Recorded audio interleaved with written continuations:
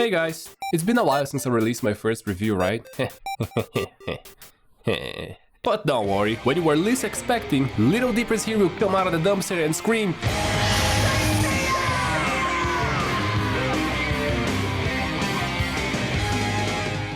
Most of us that know Seiya probably had their first contact with it with the anime. That is actually from 1986, which, like Dragon Ball, stood out for its violence and some pretty damn good animations for the time they were produced. In fact, both of them were animated by the same studio, together with Sailor Moon and One Piece. And even though Seiya, or maybe some of you know as Knights of the Zodiac, didn't end up as successful and well known as Dragon Ball or One Piece, it is still fairly famous worldwide. Its plot is easily described as unique if anything else, its figures are highly profitable due to their identity and style, and it continued to get more and more original material and adaptations over the years, even if some of those animations would be better off buried under 10,000 feet underground. This was all it took to keep the interest in Saint Seiya alive. This and obviously video games. In 1987, just 1 year after the anime aired on TV, they released the first Saint Seiya game for Famicom, and the first good video game they released is the one I'm about to talk right now. In 2005, Saint Seiya The Sanctuary would be released for PlayStation 2, a standard fighting game that covered the Sanctuary saga,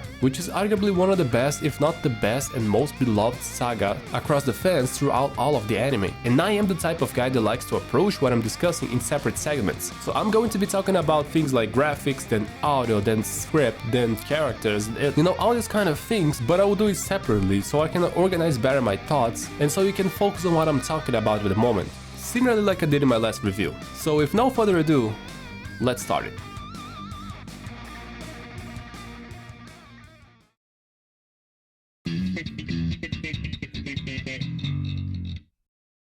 What we have here is a PS2 game that is dancing between realism and cartoon designs. So it kinda works timelessly, but not that much. After all, PS2 realistic graphics is not the best we can get nowadays, but at least it's not a Nintendo 64. The art in this game leaves the impression that there was a lot of dedication involved with the artists and the animators. The characters have expressions, they have mouth movements, even if it ended up a little bit too much South Parkish to my taste. But also there's a lot of variety of models, mainly structures. Each and every stage is basically full of either unique objects or at least objects that obey a logical sense of why they would be repeating them, like braziers, torches and a few statues, Also the reflection of some of the palaces is amazing, indicating that they know how to play with light pretty well too. This is actually really noticeable in Seiya's fight against Aldebaran, where we can identify where Seiya's meteors are on the screen without them even showing where they are, because they are showing us how the lights of them play out in the same scene. So there is definitely knowledge and technique being applied in the graphics.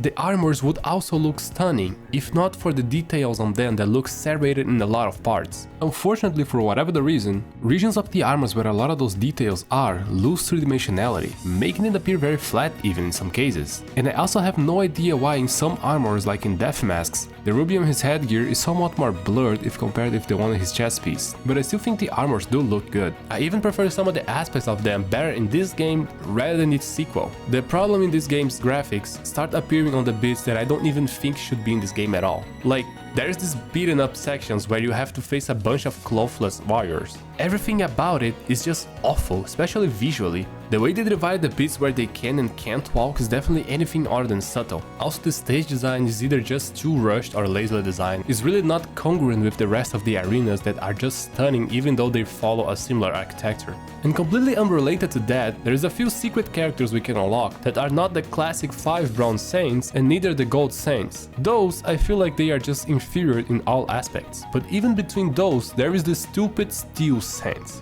Those should have simply not ever have been a thing. Their armors just look awful. No shine, no good coloring. They don't look like they are made out of steel at all. They look more like plastic rather than anything else. They also have a mix of copy and paste of other saints' abilities and animations, which is something that is super bad because most of the other saints have pretty unique animation and battle effects. Save some exceptions that make sense like Camus and Hyoga, so seeing them recycling those animations on saints that already look terrible is just Ugh, their special moves the same for the three of them, for fuck's sake. I'm being for real, those steel saints look more like the type of implementation that was forced down the developers' throats rather than something that they wanted to add in the game. But to finish with the graphics in better terms, the animation in these games look pretty damn decent. They are not clunky or anything like that. Despite the 30 FPS cap, the animation frames are long and well drawn. I would prefer some of the effects like ice and fire being more similar to those elements rather than just colored energy, but overall they don't really look bad or anything like that, so that's also nice. From 1 to 10, I would score the graphics in about a 5 out of 10, because after balancing out the good and the bad things, I believe it to be just averagely good. Of course, it can't be compared to AAA games nowadays, but I also see a lot of ambitious indie games or even lower budget studios that don't have the same attention to details or even skill to make things look as good as they did in this game. When you start analyzing everything that this game visually delivers to you, you start to see that there is a line that divides just a job well done from a job well done with a lot of dedication and effort put into it. And I know how to appreciate that very much, but just another note that I noticed, obviously PS2 had a lot of limitations that kept even more the artists in this game,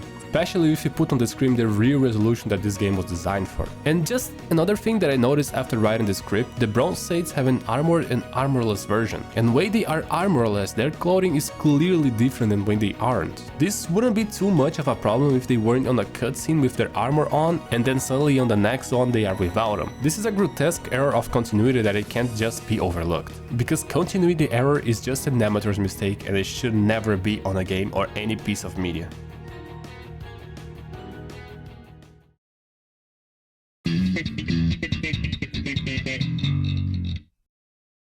Let's start off this section with the things I have less to say. First of all, relating to the effects, I have nothing to say about them. I haven't catched upon any that is not well timed with the determined animation, nor have I seen any glitch related to them. In fact, I haven't noticed any audio glitch in this game at all. And the effects also are completely okay, nothing special or anything like that, but they do sound like what they represent overall. It's not like in Dragon Ball, for instance, where every step Cell takes sounds like someone is squeezing a dog's toy in the background. Now for the voices, I believe those are all the original voice actors from the anime. Not that this matters by itself because it's a different media, I'm just mentioning out of curiosity. If they happen to change any of them, I wasn't able to notice by ear. And the good thing about this is, the voices ended up pretty damn good too. The voice actors are all very competent, they all can transmit emotions through their dialogues. It was all well timed to the mouth movements too, even if those mouth move kinda weird, that's not the voice actor's fault. I am completely satisfied with the voice actors in this game. And as for the soundtrack, Jesus! What a soundtrack. I might be biased to say anything about it, but damn, orchestral compositions just hit different, man. There are 39 soundtracks, you can even listen to them in the menu if you unlock them through the collection system. This is not a bad amount for a fighting game, not at all. And speaking about how they were used, I would say pretty well in fact. They set the mood of situations, there are more than one soundtrack for a type of situation, like when a character is in a tough spot, there is a handful of options that could be implemented there, and that is great. It's not like one of those games where the name of the BGM for when a character is in a pinch is called In a Pinch, you know? And like I mentioned before, it's an orchestral composition, man. It's just beautiful. And a fun fact that is more of a fun guess actually, the soundtrack really sounds like it's from the anime, but I don't think it is. I'm not addicted to Seiya, so I can't say for sure, but the vibe I got from this game if compared to the anime is pretty damn similar, even though it's not the same. I went to listen to the anime's OSTs and I haven't noticed any that is the same as the game. And I found it really surprising because I was sure they were using them, but some of them are similar but still very different. I wish I could feel safe using the soundtracks from the game in this video because I really do like them. But unfortunately, when I went looking for the composer's copyright policies, I haven't found anything. And even though I haven't received a single copyright claim of his songs in my playthrough videos and I'm not even monetized, I still prefer to use these songs that are more copyright friendly in these unclear situations. It's a shame that I can't show you how good the soundtracks are, but you can still look for it and listen yourself. But I do have like one small complaint though about the soundtrack in this game, and that is that I really miss vocals, and this is one thing that I got after listening to Baldur's Gate 3. Some of the songs with vocals really hits the right spots on some situations, and the anime had some soundtracks with the really soothing voice that I think would fit really well in some situations here and there. But overall there ain't much to complain. Yes, I would like 3D audio in every single video game, and I guess even though the songs are good, they are not great, you know what I mean? They do their job fairly better than a lot of soundtracks, but still are on a level where I remember them for life, and even for for the rest of the month, to be honest. So I guess I gotta go for a 7 out of 10 here, especially with audio, where I tend to be very picky. Even though I don't work with music and I don't have the finest of the ears for it, I am still pretty confident that I know when I listen to something that stands out, and I value soundtracks in video games quite a lot because I know the impact that they have on them, not just in video games in fact, but movies, series, animes, basically every audiovisual work. The soundtrack of a piece of media has the power to either make it up for a bad story or finish to dig the graves of mid to good stories, so there you go.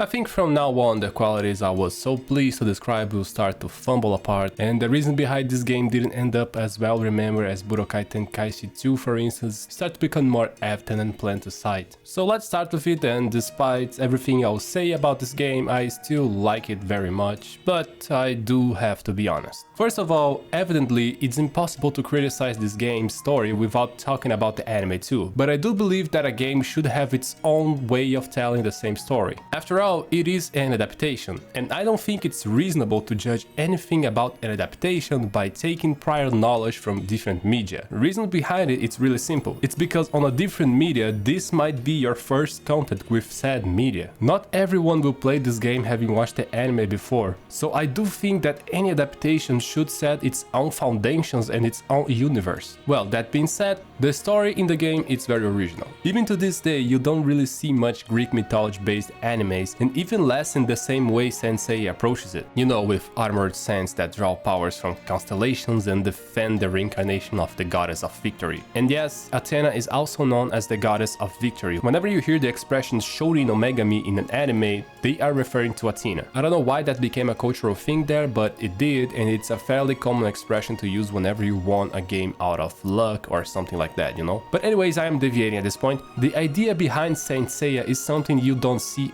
anywhere else. But is it relatable though? Not quite. The fact is that the saints, which are basically the characters we are supposed to connect with, are fairly dehumanized. All the 5 of the main saints are willing to die in order to save their deity. No questions asked. And they are constantly pushing their own limits in fights where they are really just trying to brute force it through. Just like hitting a wall until it breaks. And okay, this might be admirable at a certain point, but the foundations of why they are so willing to fight to death for the person they want to save, and by consequence maybe save the world because they believe that that person is capable of protecting it against evil, are not in the game.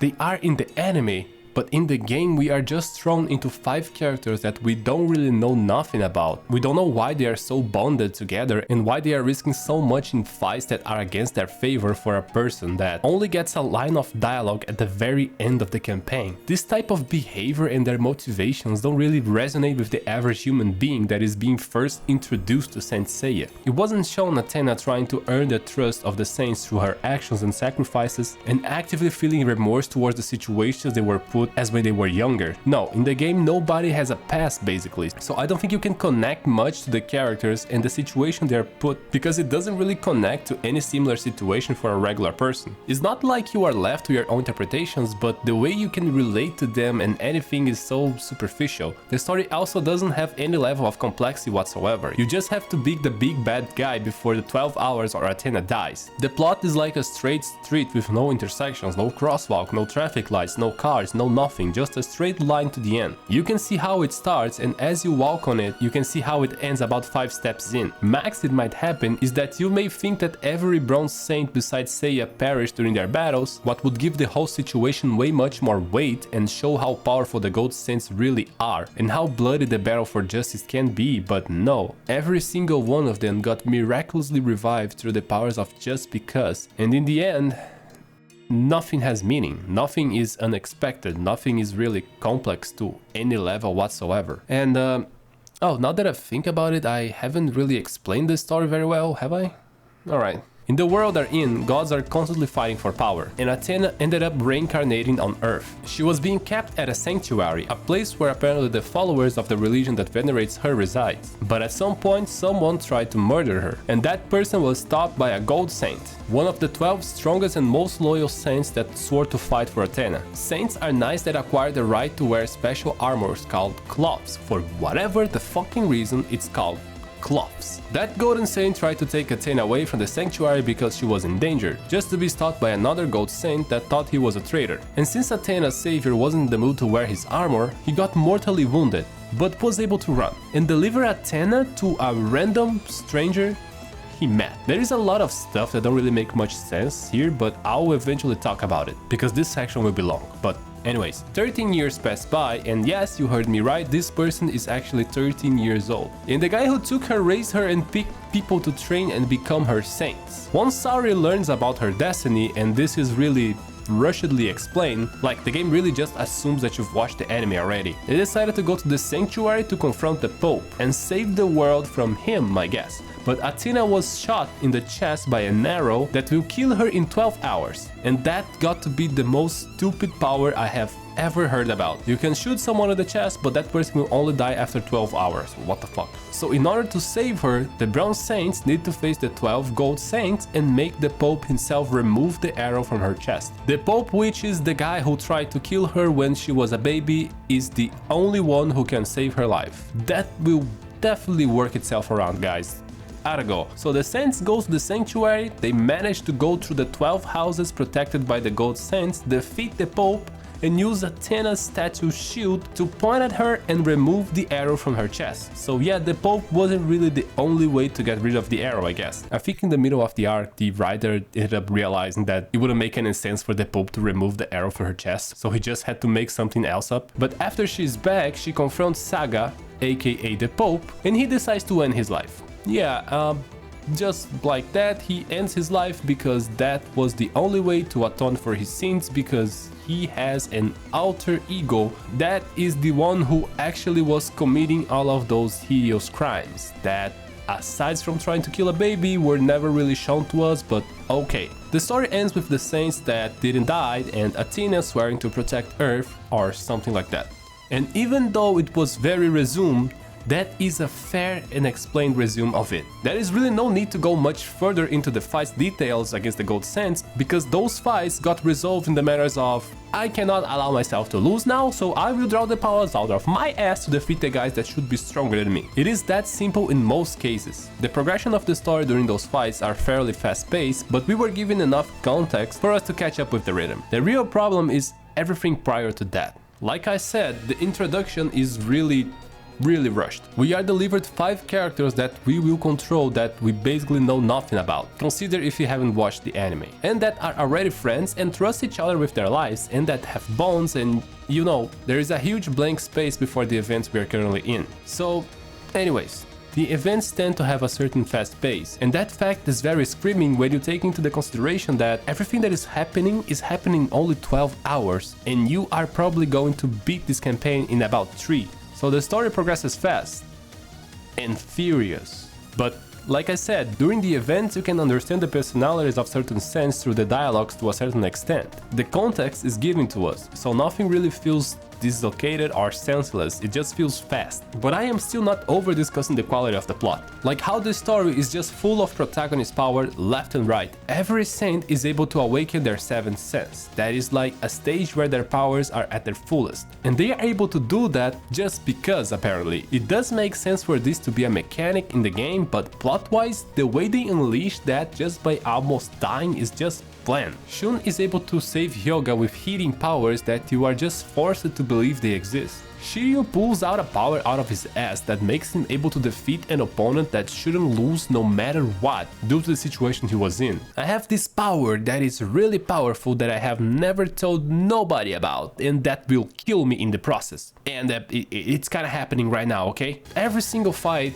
you just end up realizing that it is like watching someone beating a stick on a rock until eventually the rock breaks because the stick really wanted to break that rock. It is as simple as that. And also there is a few things that are just not thought through, I guess. Like why Ayorus didn't try to fight with his armor on. He knew he was Athena's last hope of survival, and yet he decided to not fight and then to deliver her, the literal incarnation of the goddess he worships, to a random stranger. And on top of that, how come Shura just let Ayorus run? In this cutscene, it's not displayed to us that Shura thought that Ayorus was dead, and therefore stopped trying to go after a corpse. And even if that would make any sense, why wouldn't he try to get Athena back from him? Like, did he really thought Ioris was carrying a random baby around like that? That the fact that baby Athena just disappeared and Ioris was carrying a baby was a mere coincidence? Is that serious? Also, Hyuga, despite being hit by a technique called Another Dimension, is just sent to another place in the same dimension. That, by the way, it's still very near the place he was struck with that move. And when he got there, his master was there waiting for him too, just because. And there is also the thing where Ioria was being mind controlled and should be able to free himself after killing someone, but that just didn't happen. At all. If I'm to be honest, I like this kind of stuff happening because it makes it so that aspects of the story are more close to the real world. After all, it was just a legend that he was going to be released from that specific mind control technique by killing someone, so I actually like the outcome of the events, I guess. Just because not all legends need to be true after all, but yeah, you know, the other stuff really damaged the overall piece for me. There is also no side stories, but that is actually justified with the urgency of the task the Saints were going through, so that's fine. And when I look to the dialogues, well, I just don't like the dialogues of Saint Seiya. Not even the anime, to be honest. There is a lot of repeating names/titles again and again for no reason, and that happens even in monologues. That, by the way, oh my god, the monologues in mid-battle are just terrible. I remember Seiya literally speaking to himself while in the middle of Ioria's technique, with none of it hitting him. Like, the time just froze for him to just think and talk to himself. It's just terrible. Or for instance, watching how Shun describes Aphrodite to Seiya by stating that he is the most handsome of the saints, like that is anywhere near relevant. And I also literally couldn't hold my laughter after listening Hyuga's calling for his mama in the middle of a conversation with his teacher. Because yes, Camus in this game is Hyuga's direct teacher. 海底の一番深いところへあそこに落ちてしまったらもう誰も近づくことはできないママ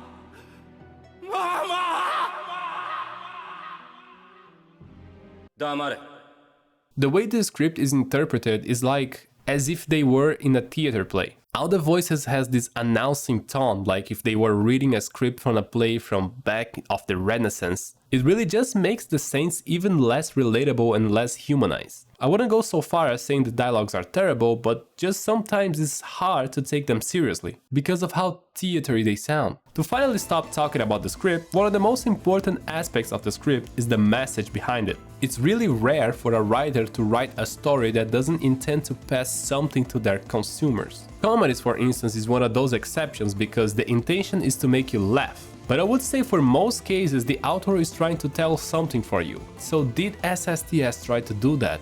Well, I mean, the Saints were only able to save Athena because they stuck together, trusted each other and helped each other to achieve their goal. So we could be looking for a friendship is the most important thing angle here, but that is more like a subtext of the script rather than the message itself, because the author doesn't try to consolidate that very explicitly. I would say that the message behind the story in this game is justice always wins, no matter what, because the Bronze Saints were really outmatched, but they still managed to pull it off just by forcing it through. So it's clearly just a matter of protagonism. It is so much in fact that the justification they use to make that possible is just very weak. Moose says that what makes a Saint strong is how much or how intensively they burn their cosmos, so they would be able to surpass the level of a Gold Saint that has both better armor and stronger cosmo. But there is also the known fact amongst the Gold Saints, if two Gold Saints fight each other, that battle would last 1000 days, because that is how equally matched they are. So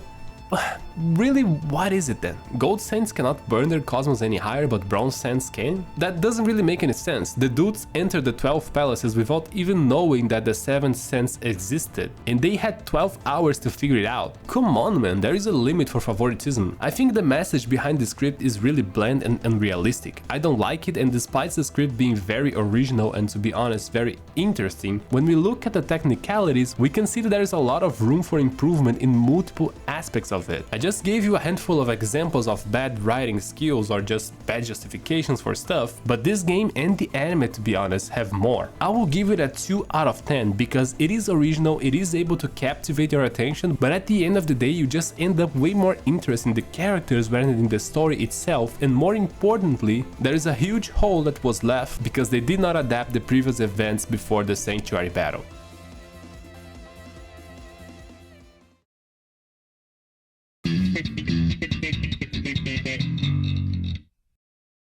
One thing I always try to understand first in a video game is how it is ambiented, like if it is a dystopia, a fantasy world, or an alternate version of our world, and the SSTS is the latest one. Right at the introduction they tell us about Athena, mention Earth, and call different countries of our world, so we know that it's an alternate Earth right away. But what here though, it's not quite presented to us. We kinda assume that it's a modern or post-modern setting based on their clothing and the established Buddhist references, but it wouldn't hurt to give us a year or quote an important event in history so we would know better. Another thing that raises the quality of any universe in any piece of media is the lore, and the lore is not the same as the plot. It's not the story you are following during the game. Lore is information and sometimes side stories, like how Athena has 88 cents under her authority, like how psychic powers are a thing in the universe, like the implications that the existence of Athena means that other members of the Greek pantheon should exist too. This is all information that enriches the universe of Saint Seiya and gives layers to the game. Of course that in the Sanctuary saga it's a race against time, so it wouldn't make sense for them to expand the lore of the game so much, but I still would like that what was presented to us was well fundamented, or at least that it was designed to not generate indagations. For instance, at first glance, the powers and techniques the saints use are all related to the constellation their armors are based on, so it's not a jump of thought to assume that the armor gives them those powers. However, Marin also knows their Yusei-Ken technique, and she is displayed on flashback as some sort of mentor of Seiya.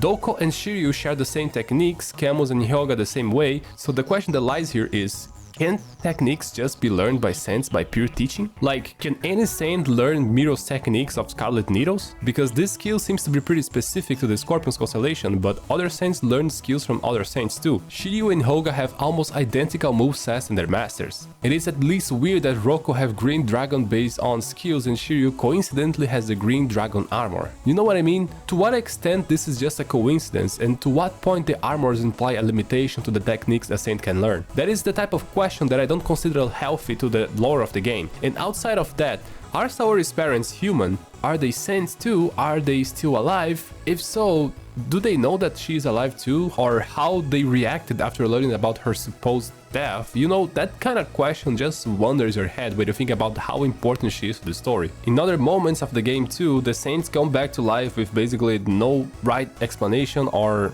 justificative for that to happening. Shaka could basically bring himself back to life as well as Hiki, so nothing was really explained to how he could do that. Is that related to his psychic powers? So then can Mu do that too? And when we go more to the gameplay side of the world and the universe, we don't have any exploration to do, we don't have any weather differences, we don't have any random events occurring because there is no world basically, so there isn't really anything to work on. At least the stages progressively turn into night, indicating the hours passing by, but nothing else. I can say that they didn't use reskin stages, which is good. I cannot say that that's the same for the beat-em up parts because I haven't seen all of them, but the ones that I've seen, even though they weren't that much different in terms of exploration, they were not the same. So for me, all those things are enough for me to have a grasp of how they are trying to enrich the universe of Saint Seiya in the game, and that is in absolute no way. For me, this score is a 1 out of 10. It is expected for a fighting game to be somewhat low on this section anyways, but to be honest, the anime is not that much different in this regard. It's definitely in a better position nowadays, but it was never really a thing that the author worried about doing more deeply. And I think not expanding your universe in a fantasy setting is just something that you shouldn't do. There is always a lot to explore when we talk about this kind of setting.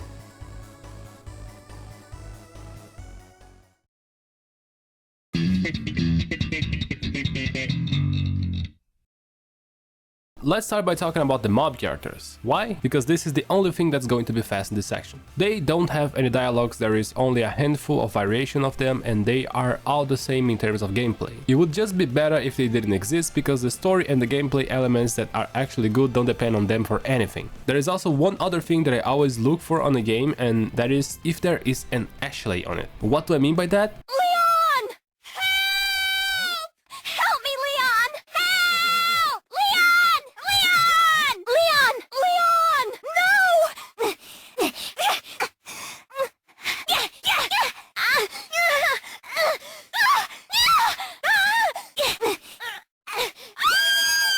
You should never put a character that is only there to annoy you in multiple ways, and this game doesn't have it, so congrats. NPCs is another thing that this game doesn't have. It's a fighting game after all, so it doesn't technically need them anyways. Now for the protagonist, we have Seiya. Even though the side characters have about the same importance as him in the story, he is clearly the one who the author is favoring more than the others. He is the first to start awakening the seventh sense, and he's the one who is able to defeat Saga, and he's the one that is able to raise Athena's shield and save her, so it's him. And what do we know about Seiya in this game? Well, he is a guy and he is 13 and... Wait, 13? God, what have they put in the water of those motherfuckers? Well, anyways, that's basically it. The collection also displays some information like height and weight, but it doesn't matter, none of that really tell us anything about Seiya's past. What is his relation with Marin that apparently trained him and share the same techniques known as Yusei Ken? In the anime we know about their relation, but in this game, none of that information is transmitted to us. But we can kinda have a grasp of Seiya's personality through the story. He is a honor guy, cares about his friends, and is trying his best to save Athena from death. What about the other Bronze Saints then? They are also honor, they are caring, and they are also trying to save Athena, so the core of their personalities are pretty much the same, except from some details like their relations and the way they speak. But in the end, it really feels like all the 5 most important characters are just slightly different versions of each other with different powers, clothing, and appearance. I understand that they are soldiers and were trained as so, but still, they need more differences on their personalities. They need goals, preferences, flaws, a different trajectory that differentiates them from the other. And for the enemies, it's a little bit better. Let's go fast through all of them. Mu is the guardian of the Aries Palace. He holds psychic capabilities and he can also throw star-like energy. He fixes the Bronze Saint armors that were broken and tried to instruct them for the battles ahead of them. In the anime, he states that he's going to stay and protect Athena while the Bronze Saints go to the rest of the palaces, but in the game we have no idea if Athena was even close to Mu or not. The Saints begin running at the beginning of the cutscene until they reach Mu's palace, so she could easily be decently far from him. And without any guard even. Mu not fighting alongside the Bronze Saints in the Sanctuary battle from the game is very uncohesive, with the statement that he is considered a traitor on the eyes of the person who is openly loyal to the leader of the Sanctuary at the moment. It would take one line of dialogue to correct this uncohesiveness, since it only would take for him to state that he's going to be with Athena while the Bronze Saints were gone for the fight since they can trust him.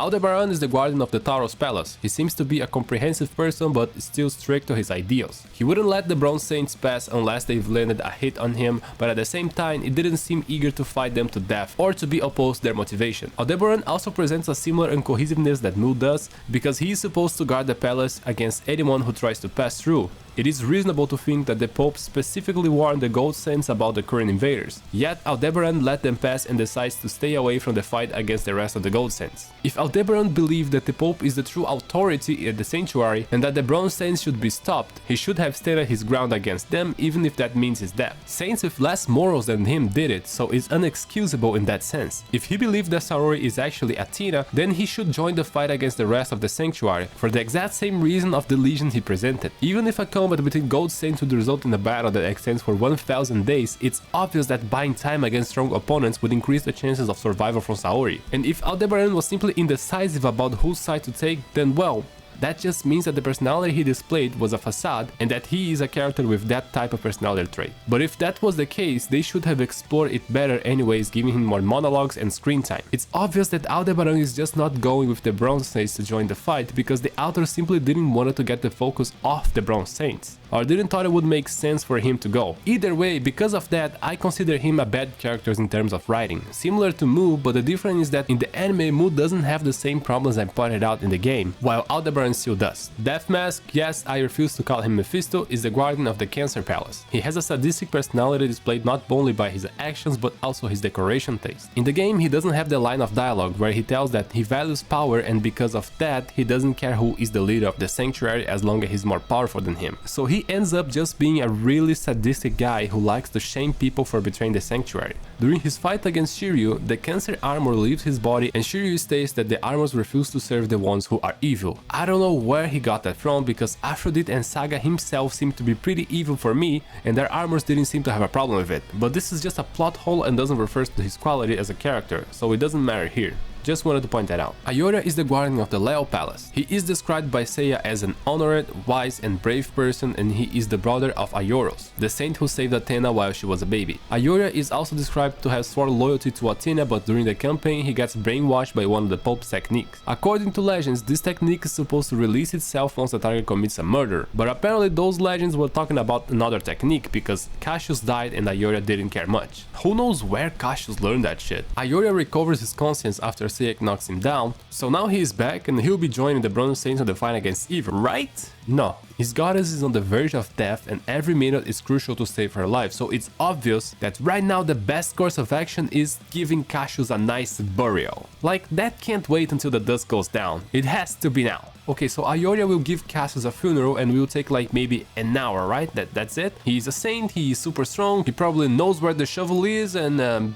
he should be pretty fast. He's still able to join the Bronze Saints, right? No, he never did. He just fucking never did. Just like the other two who are supposedly loyal to Athena. Yeah, I see how this goes. Out to go the loyal saints, yay! Shaka is the guardian of the Virgo Palace. In the game, he is said to be the closest one to the gods instead of Buddha, but still for some reason his big bang attacks still make Buddhist references. Shaka is a very dull person, prideful even, very condescending with the Bronze Saints, and he can't believe that they were strong enough to reach his palace. And in the game, I have to say, he is basically a psychopath and there isn't anything else about him. Iki did mention that Shaka called him back from the dead together with Mudo. Reasons why and how were left unexplained, as well as the reasons he would have to swear allegiance to Athena in the end. Miro is the guardian of the Scorpio Palace. The narrator describes him with a fierce personality, but that doesn't really describe him. When he was facing the Bronze Saints, he didn't unleash out his strength on them, seeming to admire them for reaching so far. After he faces Yoga and faces his determination, he is the only one to put into consideration the possibility of Athena actually being Athena and siding with the Bronze Saints' cause through a change of heart. Is that enough for him to help them to fight the rest of the Saints? Of course not, but Miro is also the first one that mentions the fact that the Gold Saints were told that Saori is not the actual Athena, even though that was a pretty important information for the plot to function the best way possible. Miro is the most human character in the game. Even if he didn't have a lot of screen time, he was loyal to his duty to protect the palace, and he showed mercy to the companions he had to face, because at the end of the day, that's what they are. He tried to transmit the message from his friend, even though it was a psychotic one. He was put in the position to question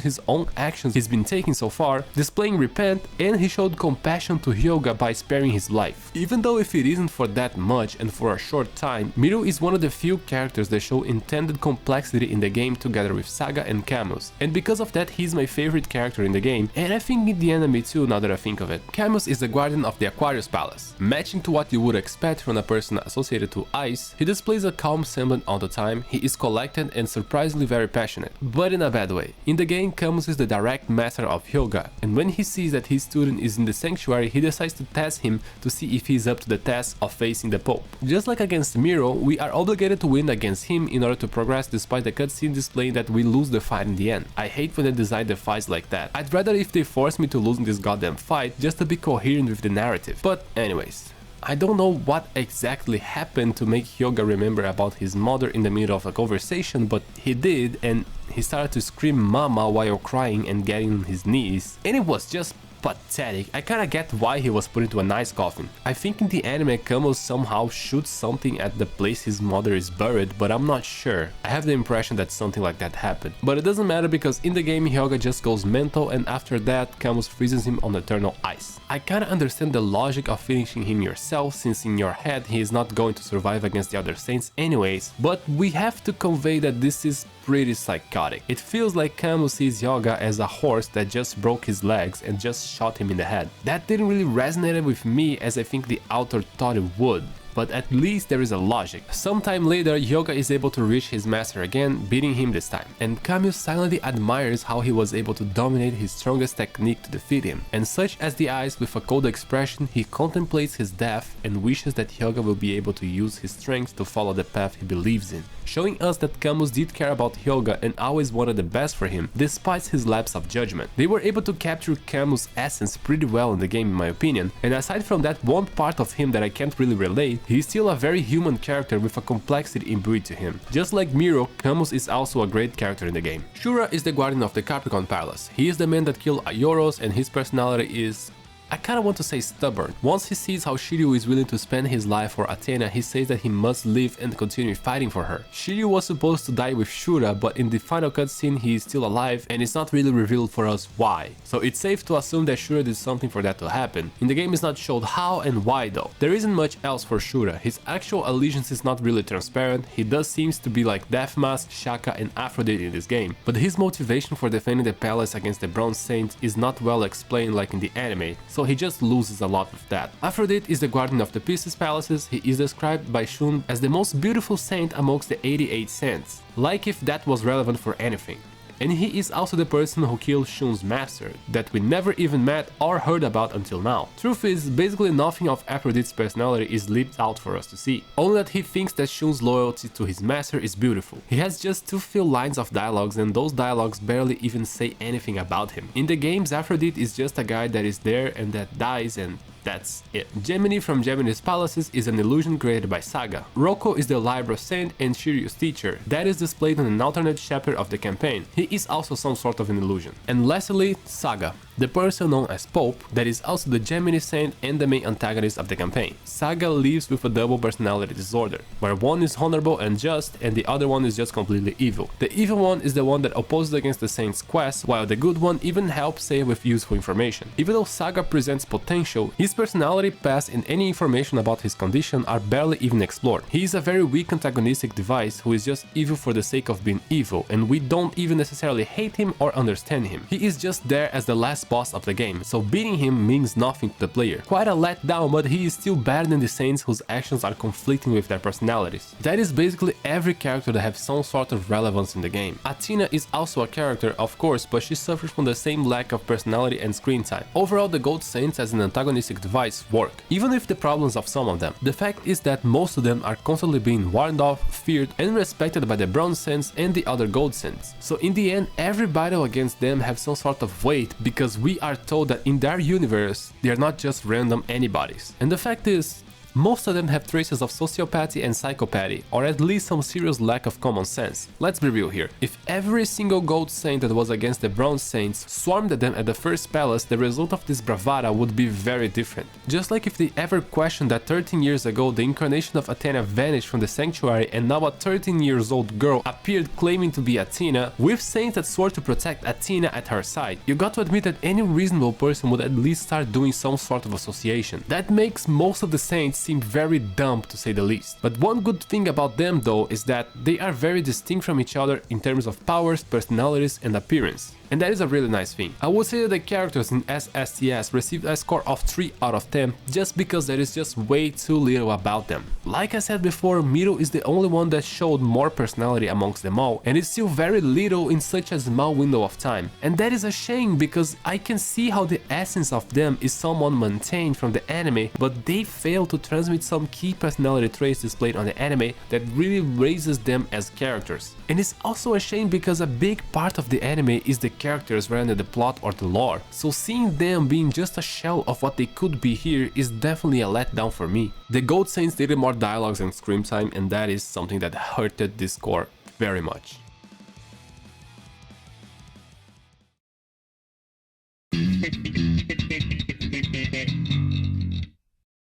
The interface in SSTS is 0% customizable. The font is perfectly readable since they have stroke on them, but I don't know why they decided to use these symbols for the controllers, because those are not the symbols that match the PS2 buttons, to the point that you are just left guessing if the color of the symbol matches the color of the controller buttons. And as an amazing contradiction, there is an X symbol in the right bottom of the corner of the text dialog, and there is a point where they also display a circle during the tutorial, so they have the designs for the PS2 controller buttons and they decided to use the ones that are not them. What the hell? I guess since those symbols have the initials of the type of attack they are going to use, they kinda thought that would be a good idea, but it's not. Just always put the regular buttons of the console you're using. The background layout is just a simple black transparent square, which is nice because you can still see what is behind it, so it's simple and functional. There isn't much trouble with navigation since there isn't items, there isn't any stat screen nor equipment, so it's okay to just press up and down to go through it. But you cannot leave the menu by pressing start instantly though. You have to press one button to go back tab by tab, which is something that just wastes time in your buttons. It's again not that bad because you only go to maybe 2 or 3 tabs max. and you don't really have that many motives to go through them. The set of health bars and power bars are like simple and kinda like out of bad taste in my opinion. They are very big and not discreet at all. The health bar is just a blue bar, but at least the health doesn't vanish out of nowhere like in some games. There is a red indication to represent damage, so that's a plus. The power bar have some sort of fade, and I don't think yellow suits this interface very well, but that's just an opinion.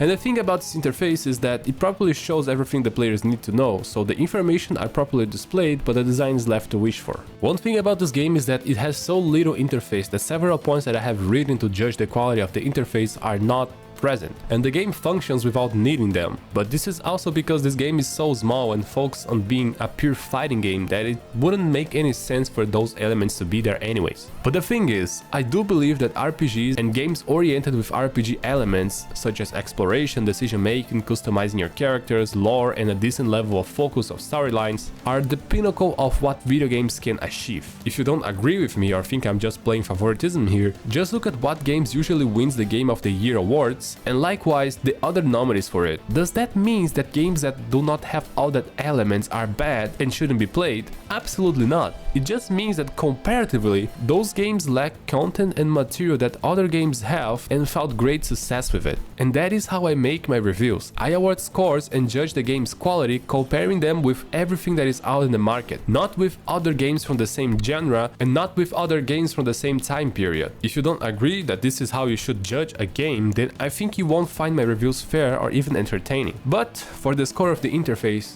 it is a 2 out of 10. Like I said, multiple elements of the interface that I would analyze aren't there, and the bottle symbols from the tutorial and the common list are not very visually friendly, so it kinda dragged the score down a little bit. But what really made the damage here is mostly the lack of menus and some bad taste for designs. At the end of the day, this is just not the type of interface I would like in any video game, but since it has some qualities, I wouldn't go as far as to hate it, and that's basically how I see this.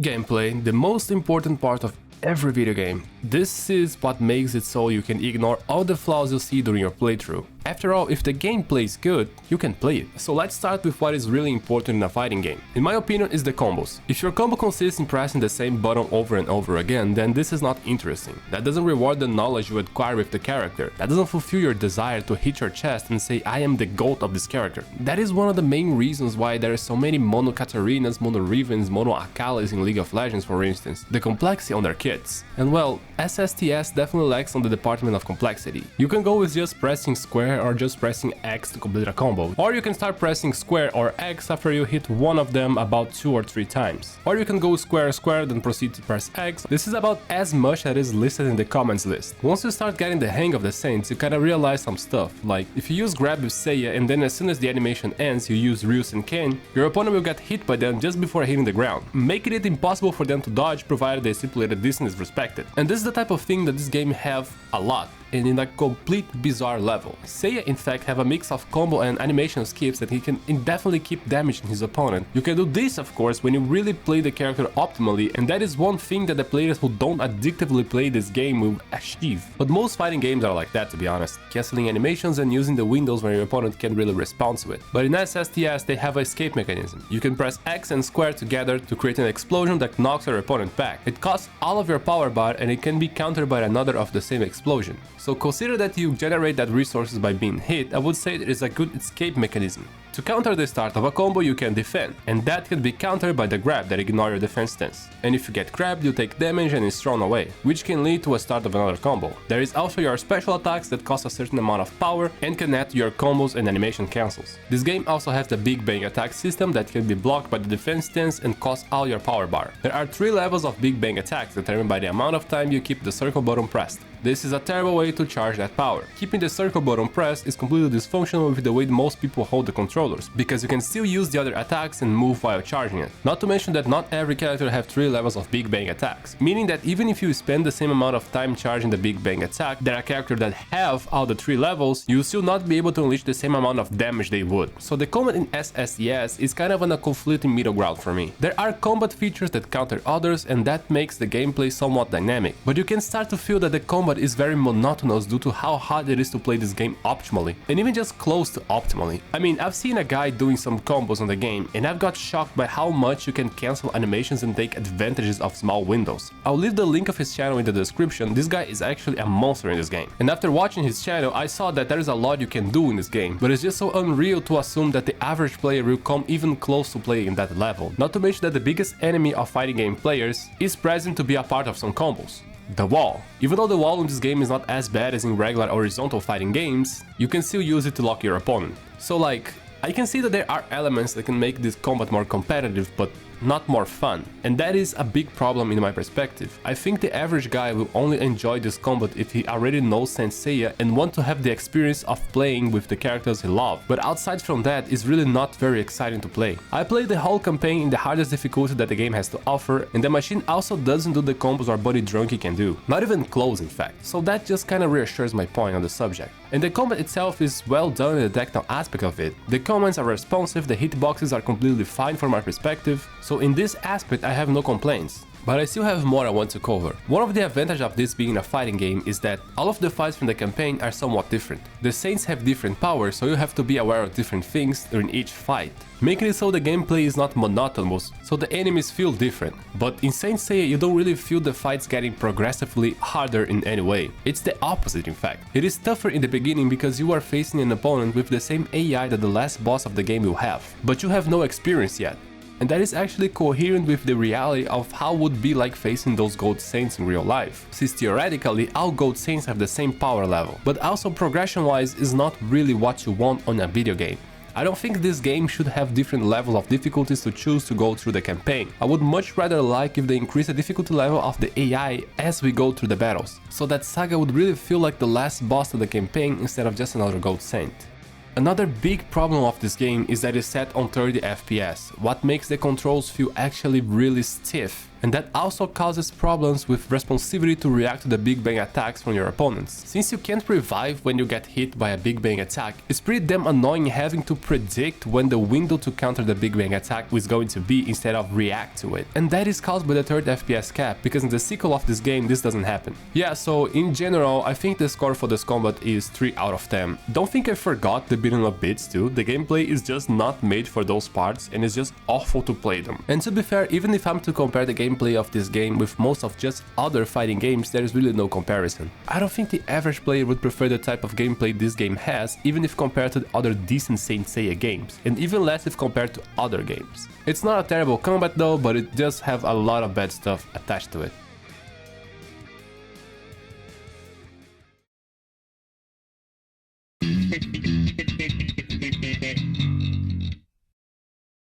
How about we start with the things that SSCS doesn't have, that is, an item and equipment system as well as an upgrading system and neither a building system. And by building system I don't mean construction, but customizing your stats and skills to create a playstyle that suits your preference. And as for quality of life features, I also don't see any that caught my attention. Not that fighting games really need to have a lot of those, but for instance it would be interesting to have a button that allows you to give up during the part where a character is trying to revive. Simply because after the third attempt this is a system that is not usable anymore, but it makes sure to waste your time nonetheless. Not to mention that against the hardest AI is just not worth to completely smash your controller after your second or maybe even your first revive. It definitely would be very much appreciated to have a button that just allows you to give up. And as I talked about already, the combat system is really not very inviting, since the precision and the APM you need to have to merge your different types of attacks is very challenging for not only casuals but also average players. To really start doing them naturally, I don't think it's an exaggeration to say that you need to practice them every day for hours for at least a good week in order to perform them consistently even against the hardest AI of the game. An AI which is, by the way, comparable with the League of Legends scripts. It's very frustrating to deal with and full of absurd predictions. Parries happen frequently every time you use a certain combo, not to mention that the AI is always able to contest your special attack close to perfection. I don't think it's really worth going over the combat system with details because really, I wouldn't be able to compliment a single thing. I still can't get over the fact that the default button to charge your special attack is circle, simply because the AI can and will do that against you without losing one finger to continue the rest of the combos, making the fights feel really unfair. I think the button to charge your special attack shouldn't just be circle as default, since your R2 and L2 have no function. I also would like to talk about how much identity a set of systems gives to a game. Similar to how tabletop RPGs differentiate each other from one another mostly through their systems, in video games is not any different. Liking it or not, I haven't seen any other titles with a battle system similar to SSCM in its successor. And to be fair, I am not really the type of person that plays fighting games that much, but as an example I can give, we have Naruto Ultimate Ninja Storm that made such an impression in anime fighting games, that after that you rarely see one that haven't inspired itself on it. So what I will say about SSCS is that you won't see similar systems in other games, and to be fair, the lack of some systems is not always a bad thing. We are living in a moment where Dragon's Dogma 2 finally released. And not even in single-player games we are being allowed the decency of not having microtransactions inbuilt within the game. It's a thing that the industry obviously know it doesn't please the general public, but still find a way to squeeze their profits up to the ceiling even in $70 single-player video games. Unfortunately, this is a trend that I am not very optimistic about for the future,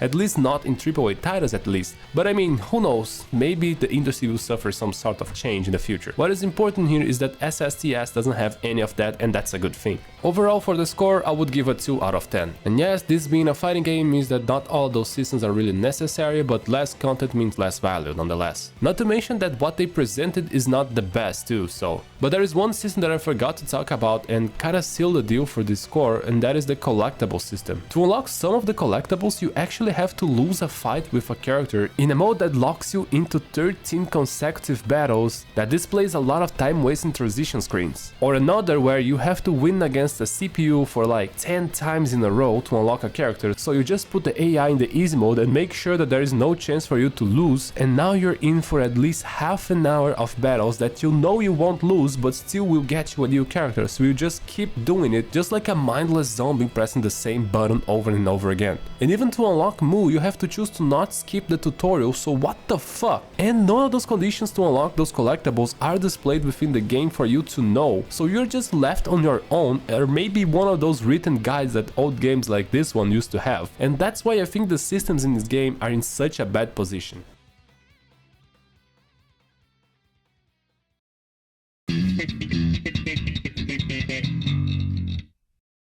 Alright my dudes, game design, I'm not gonna lie, this is a bit of a great area for me. There are things I might consider game design but won't be the same for you. And the fact is that I'm not quite sure about the things I do think are game design, but I will do my best in this regard, okay? Choice making for me is one of those things. Choice making is allowing your player to take an option within a determinate array that will have a certain degree of an impact in different areas of the game. Skyrim is a game where choice making is one of the baseline of their game design. Not only you are constantly given different options on how to proceed in a situation, but also those choices affect items you get, NPCs' lives, and even the plot progression. That being said, there isn't a single choice to make in SSTS other than which chapter you will be playing on your story mode. And if you don't play all those chapters, you will not unlock all the characters you want, so there is no reason to not do so. We can also talk about progression. For instance, RPGs are commonly known to have big belly points where you have to grind for some time in order to keep progressing, being more common if you are playing the hardest difficulties of those games. They are designed for you to not be able to progress if you haven't hit a stipulated strength. This is known as a stat check, and for me this is a failure in game design, since grinding basically becomes a chore rather than something you want to do. SSTS doesn't have that problem in the campaign, but in the Pope Fist mode, boy oh boy, you are expected to lose every single fight of that mode at least 2 times before even to have a chance to clear it. Unless if you are unreasonably skilled at the game, obviously, which I would consider a positive point if not for all of the other reasons I listed in the previous sections. The Pope Fist mode is a mode where you have to defend the 12 houses against the Brave Saints invasion. An interesting twist on the original plot and honestly a great idea in the paper, but when you play it, the level of the AI and the stat that the Bronze Saints have, added with the buffs Athena can give to those saints, makes it so that it will be a horrible experience for anyone who just cleared the campaign and is interested in to check it out, the new mode they unlocked. You will lose multiple fights in a row, and there will be a little you can do to avoid it until you lose so many times that you can accumulate so much experience that now the saints you can control have about the same stats as the one you're fighting. Making your players suffer sequences of defeats and frustration got to be one of the worst game designs a ever had the displeasure of go through. So much in fact that I simply gave up. This mode is made for people that play this game 8 hours a day, min-maxing their combos and using every single animation skip they could possibly think of. That way I'm sure you can beat this mode in the first run, but outside from that kind of people, be prepared for at least 40 minutes per run just losing and finally winning against one Seiya and then losing and losing again and it's just terrible. And that makes me want to talk about balancing. This time the skill gap between the regular player and the addicted one works in favor of it instead of against it. There are characters that can put you in an endless combo that will mush you into pieces, but the average player will never be able to do it, and the hardest AI also won't make use of that. Not to mention there is a combo disruptor in the game in the worst case scenario. There are characters that are better than the others, but you simply won't go through a situation that this is really going to affect you. Still, that will be a game design problem nonetheless if you can find enough lunatics to play this game competitively. This will have an impact on the score, but obviously due to the circumstances and the context of how and why people would be interested in playing this game in the current days, this impact is really not big. If I would be judging any Pokemon game in the other hand, that would not be the case though. Even outside of the official Pokemon games, the Pokemon community have a vivid competitive scene. So if a certain company would fail or refuse to attend the profile of their players, then yes, I would be judging certain aspects of that video game with different weights. We can also talk about game's difficulty. You can choose between easy, normal, hard and very hard, and from my perspective it should only have normal and hard. Easy is not just easy, it's ridiculous. It's like giving the controller to a 5-year-old and that's for it to play it. And the very hard AI is like fighting something that is designed to make you frustrated. Normal is super noob friendly, and hard gives the AI a performance that would give you trouble throughout the stages of the game but still leaves some openings that you can exploit. I beat this game in the very hard mode at the first time and I completely regret it. Not being able to use my special attacks because the AI would counter it with no problem every time and leave no room to compete against makes it so that the special attacks, or aka Big Bang attacks, are just not a mechanic that you want to use throughout the whole campaign. And those Big Bang attacks are important because if you kill your opponent with it, they cannot revive. Not being allowed to use this aspect of the battle system through overwhelming scripting is not healthy in a game design perspective in my opinion. Their following game, Seiya the hardest, fixes this and it was a way much more enjoyable experience. The game don't really have expressive exploits, I would say. I guess it depends on your perspective. Endless combos could be considered an exploit, but since they are so hard to do and have an in-game countermeasure, I don't think it's really an exploit. I also like to talk about introduction and tutorial when I talk about game design. The majority of the players decide if they will play your game or not roughly about in the first hour or so of gameplay. That is why the first hour is the most important part of your game. The Japanese version of this game starts with an insane CGI Seiya opening. They remade the whole first opening of the anime for this game and it is beautiful. The global version though doesn't have that, and I don't know why, but that was a terrible decision. The opening is insanely good. The introduction of the campaign starts with a voice-acted cutscene with a brief resume of what the current plot is. This is also nice. The player can just sit back and understand the context in which he is being inserted in. And soon enough, we go right away to the tutorial. Man,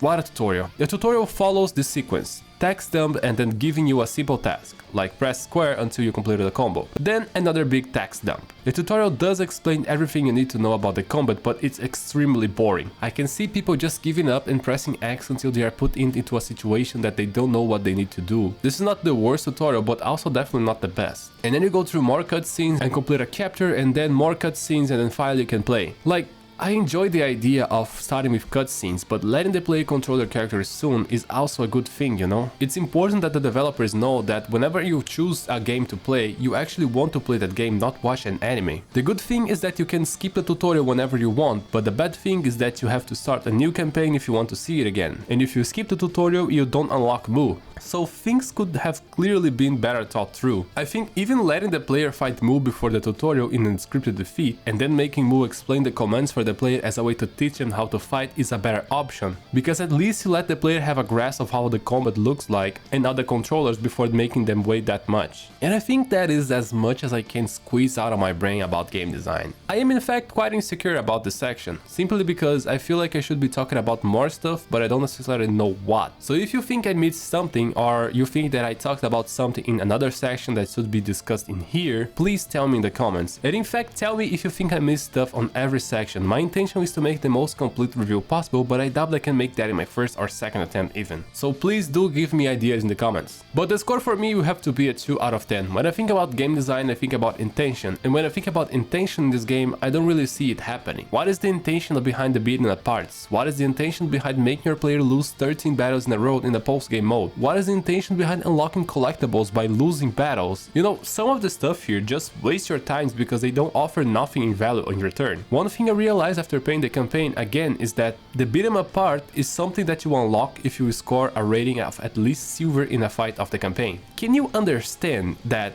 the reward for doing well in a fight is a shitty ass mode that must have been put together in the last months of development? This would be funny if it was not ridiculous. You are punished for doing good in a fight of your video game, and this is not even a joke. That mode is just that terrible. So yeah, despite having positive points, I don't see a lot of things being really thought through in this department.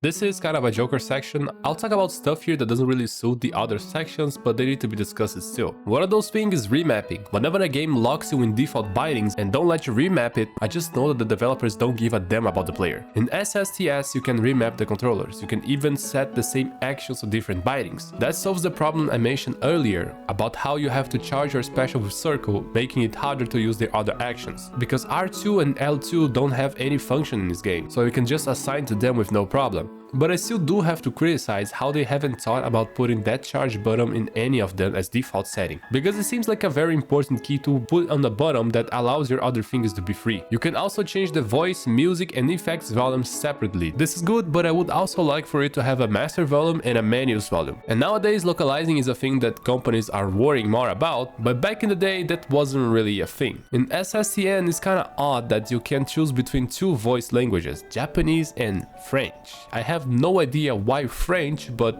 it is what it is. I feel like English would be a better option for the global version of your game, and English is not even my native language. But yeah, there is some level of localization, I guess. You cannot customize the graphics quality. I think not a single one PS2 game had that feature, but that doesn't mean this is not a bad thing, especially because this game has a serious performance problem. This game also has a 30 FPS cap, and one thing you're going to learn about me is that I don't accept 30 FPS cap in video games with dynamic movement. For me, this is just unacceptable in any circumstances. This cap does affect the gameplay, and it contributes a lot for you to have a jarring experience while playing. Nowadays, my opinion is that if you can deliver a game in 30 FPS, don't even bother doing it. On a very few type of games, the frames per second won't impact the gameplay negatively, and I can even start describing by how much and in how many ways. For SSTS, it just makes movement, reaction timing and combo delivering extremely janky and not enjoyable. And I think the last thing I need to talk about here is glitches. Are there any? Are they very disruptive? Can they break the game? Well, maybe for the surprise of a few, no, there aren't any glitches here. I mean, none that is easily assessed or perceived. At least during my 2 playthroughs throughout the campaign, I haven't experienced any. Does that mean that there aren't glitches then? Not necessarily. Or maybe something I did alter some hidden stats I'd never be able to know about, and SSTS doesn't exactly have a populous community that I could resort to research for it, so I am just left with my experience, and in my experience you can play the game twice with nothing happening that will affect your gameplay. I would give the settings of SSTS a 4 out of 10, and I'm not gonna lie, 30 FPS will drag the score down for every single game by buckets. Like I said before, I don't accept it. But for the rest of the things, I feel like everything I talked about had its flaws, but those flaws weren't that big of a deal to begin with, and since the game seems to be glitch free so far as I can tell, I guess there isn't much they can really criticize here. The game settings are not terrible, just a little bit bad.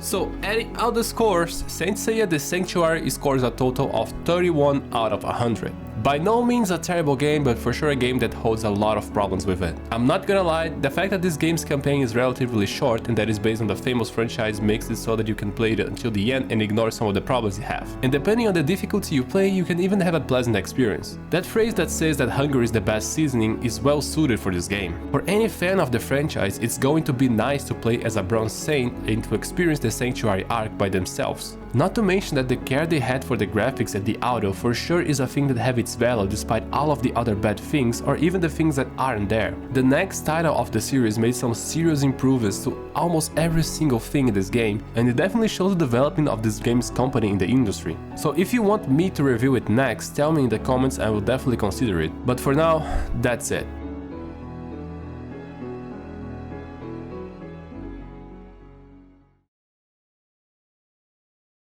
I really hope you enjoyed this video, and I like to remind you that I have two channels where I post videos. One is called the Deep channel, where I post my playthroughs daily, and the other one is Deep Reviews, where I only post the reviews and maybe other type of more edited content in the future. So subscribe to the one that suits your preference better. And once again, I really hope you have enjoyed this video. Stay safe and bye bye.